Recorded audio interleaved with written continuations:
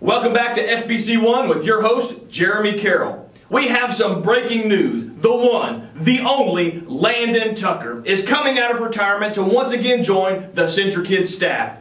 Our inside informant, Michael Wally, has told us that he's going to be joining the powerhouse CK5 team.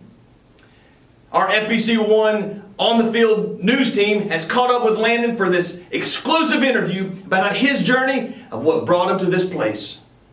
What up, CK5? My name is Landon Tucker, and I'm going to be your camp pastor this year. For those of you who do not know me and we did not meet at X Weekend, I'm really excited to meet you at Training Week, and so is everybody else.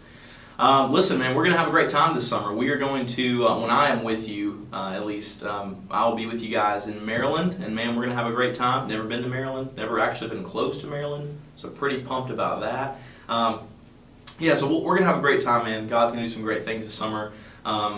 We'll be together at Training Week, of course. I'll be with you guys. I'm also on a team with CK8 as well, so kind of splitting time there. But listen, we'll be together at Training Week. But then after Training Week, we're actually going to spend about a month apart, and I'll rejoin you in July. So we'll be basically apart for about a month, actually.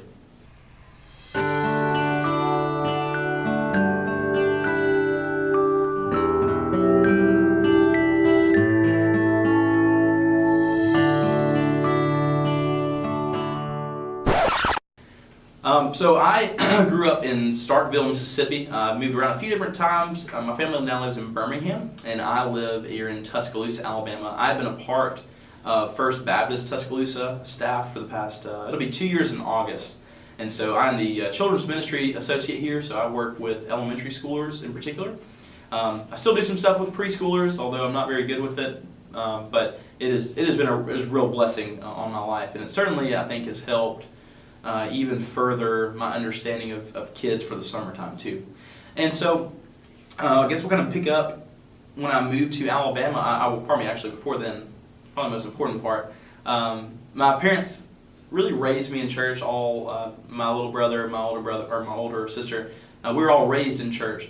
I'm very thankful for my parents for doing that. But yeah, we were all kind of grew up going to VBS and Awanas and RAs and all that kind of stuff.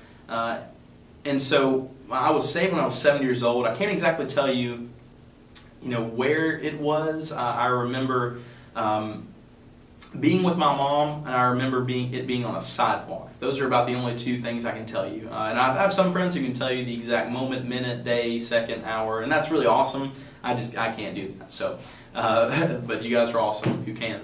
And I was saved when I was 7, and I understood that Jesus saved me and that I was sinful.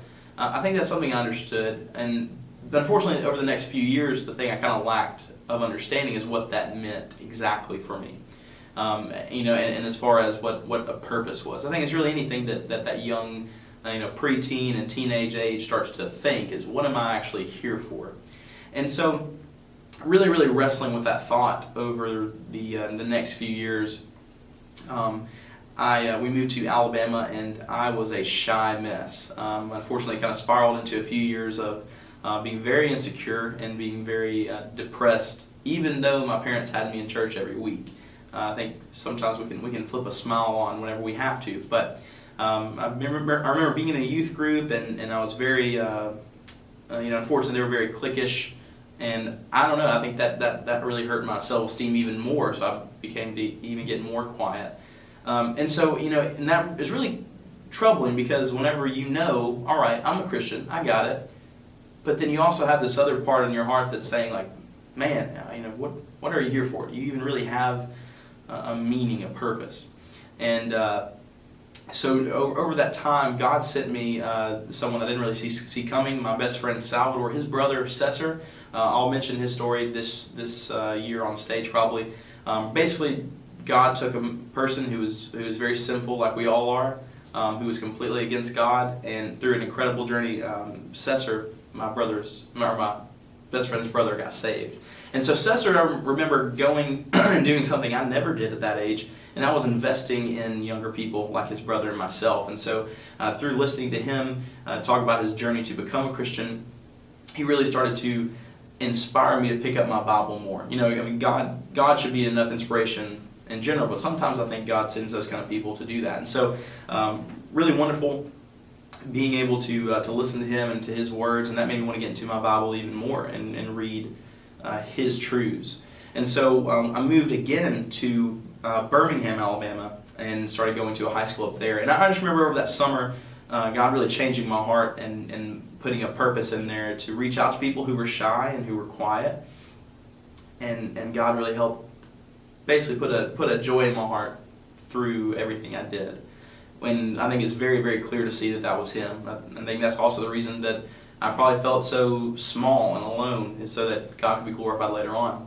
And so through that time, and God's done some great things. He's put some great mentors in my life and people who have connected the dots to lead me to where I am today, to lead me even to where my job I'm in today here at First Baptist Tuscaloosa. So, we have a great responsibility this summer, but it's going to be really wonderful. We all come from different walks of life and do different things, but it's really awesome. We're coming together this summer for one purpose, and that is to let Christ's name be known.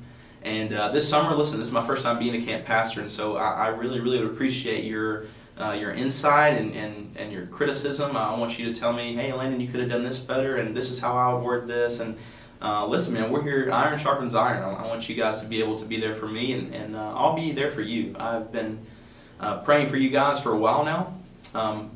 Continue to pray for the team, pray for the entire summer, and pray for the kids who don't even know that they're going to be going to camp, that don't even know that they're going to go to this thing called CentriKid with all these crazy people jumping around and doing the monkey shuffle. Like they have no idea at this moment, but their lives can be changed forever this summer. And let's pray that happens. So be praying for them. Be praying for the pastors and the children's ministers and all the leaders, that they would continue to be investing in these kids' lives.